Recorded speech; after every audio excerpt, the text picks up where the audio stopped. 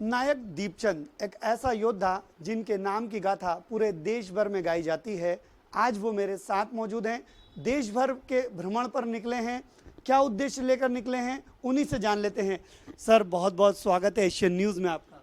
धन्यवाद सर, आपके माध्यम से सभी को जय हिंद बोलता हूँ। जय हिंद।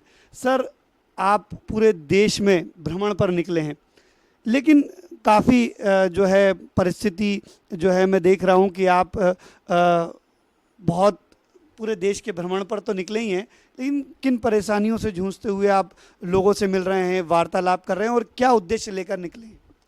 सर, सबसे पहले तो मैं यही बोलता हूँ कि भरा नहीं जो बाहों से, बहती जिसमें रसधार नहीं, हृदय नहीं वह पत्थर है जिसमें सब देश का प्यार नहीं।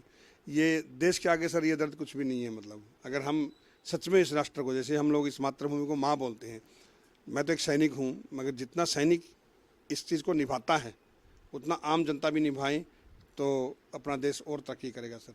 तो मेरा यही मकसद है कि ये दर्द तो दिखाने की ज़रूरत ही नहीं है, क्योंकि ये दर्द इस राष्ट्र के लिए है और ये राष्ट्र सेवा के आगे मैं अभी भी बता रहा हूँ कि ये दर्द कुछ भी नहीं है। इससे ज़्यादा भी तकलीफ हो जाए तो भी हम लोग चाहते हैं कि हमारा राष्ट्र हमेशा उन्नति करे और आगे बढ़े सर। मतलब वैसे तो आपके बारे में पूरा देश जानता है, लेकिन फिर भी मैं बता दूं कि कारगिल योद्धा के नाम से आप पूरे देश भर में जाने जाते हैं।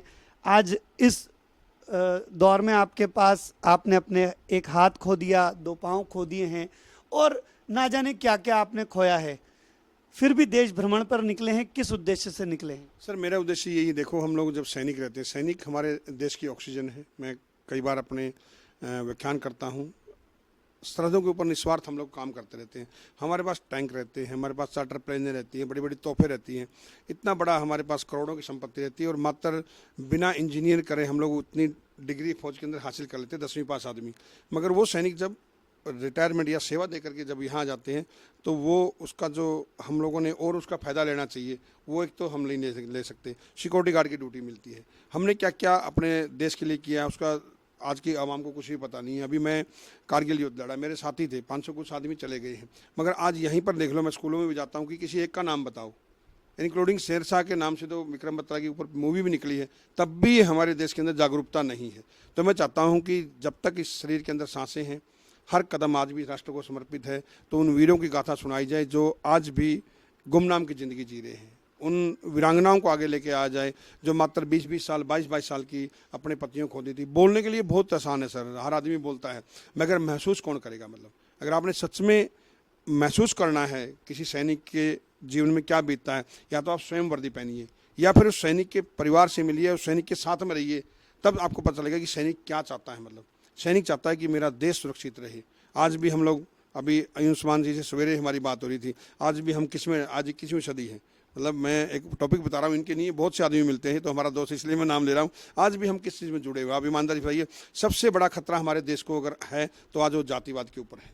किसी देश को तोड़ने के लिए 2-3 चीज़ें रहती हैं सर। एक जातिवाद हो गया, आजकल हमारे पास सबके पास मोबाइल आ गया है, नशाखोरी आ जाओ, अर्धनग्न पिक्चरें दिखाते रहो, हमारा ब्रेन वॉश क्या हो जाएगा? आज की युवा क्या देखेंगे? उल्टी छोटी चीज़ें देखेंगे और नशे में मग्न रहेगा, तो उसको कोई मतलब नहीं, मातृभूमि से कोई मतलब नहीं, उसको हिंदू मुस्लिम सिख ईसाई से, सिर्फ वो उसी चीज़ में लिपटा रहेगा। तो ये युवा अगर वो देश का भविष्य है और वही ऐसे लिप्ट रहेंगे तो कहाँ से आएंगे? मतलब आज यूट्यूबर कल देख लीजिए, जो रियल हीरो हैं उनको देश नहीं जानता है। आज जनता सोचती है कि यार हमें क्या करने की जरूरत है, क्या पढ़ाई की जरूरत है, क्या आज काम देश सेवा करने की जरूरत नहीं है। अभी देश में हमारे क्या हो गया, बाप बड़ा ना भैया सबसे बड़ा रुपया, ऐसा नहीं होता ना।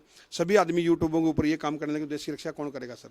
तो मेरा आज की युवाओं से है, जहाँ तक मेरी आवाज़ जा रही वही है कि भाई राष्ट्र की सेवा के लिए आप ज़रूर, आज तो 4 साल के लिए भी आ सकते हैं, अवसर आते हैं हमारे पास, आप परमानेंटली आइए। मैं तो चाहता हूँ 4 साल में भी, मैं नहीं मानता हूँ कि भाई देशभक्ति आ सकती है हमारी तरफ, परमानेंटली राष्ट्र सेवा के लिए आप आगे आइए, तब आपको पता चलेगा कि हाँ भाई राष्ट्र की सेवा सच में की। ऐसा नहीं है कि आप लोग सेवा नहीं करते हो, सेवा हम छोटे छोटे कार्यों से भी काम कर सकते हैं सर। कहीं गलत काम हो रहा है उसके ऊपर हम लोग आवाज़ उठा करके भी देश सेवा हो सकती है, किसी की भलाई करके भी देश सेवा हो सकती है। अगर हमने स्वयं वर्दी नहीं पहनी है तो वर्दी वालों को सलाम करके भी देश सेवा हो सकती है। छोटे छोटे कामों से हम बहुत सेवा करते हैं सर, मगर वो समझनी चाहिए। जैसे आज कारगिल लड़ाई लड़े हुए सर आज 26 साल हो गए, वो एक अतीत हो चुके हैं। आज भी मैं जहाँ पर भी निकलता हूँ मेरा उद्देश्य यही रहता है कि ज़्यादा से ज़्यादा जितने भी युवा हैं वो देश के प्रति जागरूक हों, भारतीय सेना को ज्वाइनिंग करें, और जो हमारी आवाम है वो भी देशभक्ति को समझे। हम फ़ौरन की बात ज़रूर करते हैं मगर फ़ौरन की तरह काम नहीं करते हैं। आज भी देखिए, आज इजराइल की बात करते हैं, आज इजराइल के लड़के लड़कियां क्या कर रहे हैं? बंदूकें उठा रखी कि नहीं उठा रखी है? और हमारे वाले कोई मुजरा कर रहा है, कोई कीर्तन कर रहा है, कोई हिंदू मुसलमान कर रहा है, मतलब कहाँ बराबरी करेंगे? मैं ये नहीं बोलता हूँ कि ये मत करिए, राष्ट्रभक्ति से बड़ी कोई भक्ति नहीं है। धर्म बाद में आता है, राष्ट्र पहले आता है, ये हम लोगों को समझना चाहिए। आज हर पार्टी देश में बोलती कि मैंने ये किया, मैंने वो किया, जैसे हमारे ऊपर परेशान कर रहे हैं। सैनिक ने कभी सोचा कि मैंने ये किया? क्यों नहीं सोचता? क्योंकि वो सच में राष्ट्रभक्ति करता है। ये तो आज खुद इतिहास गवाह है। आज भी देख लीजिए, जितने भी सैनिक आज रिटायरमेंट हुए हैं, चाहे वो देश की सेवा 15 साल करके आए हो, चाहे 20 साल 30 साल करके आए हो, उसके पास सिर्फ गुजारे के लिए ही है। कभी भी देखा आपने कोई बड़ी गाड़ियों में चल रहा है? कुछ हमारे जैसे आदमी को भी ये गाड़ी दिया तो आप जैसे बंदों नहीं दे रखा है, क्योंकि हम लोग सिर्फ राष्ट्र सेवा के लिए आते हैं। और भारतीय सेना के अंदर सर राष्ट्रभक्ति के अलावा कुछ भी नहीं सिखाया जाता।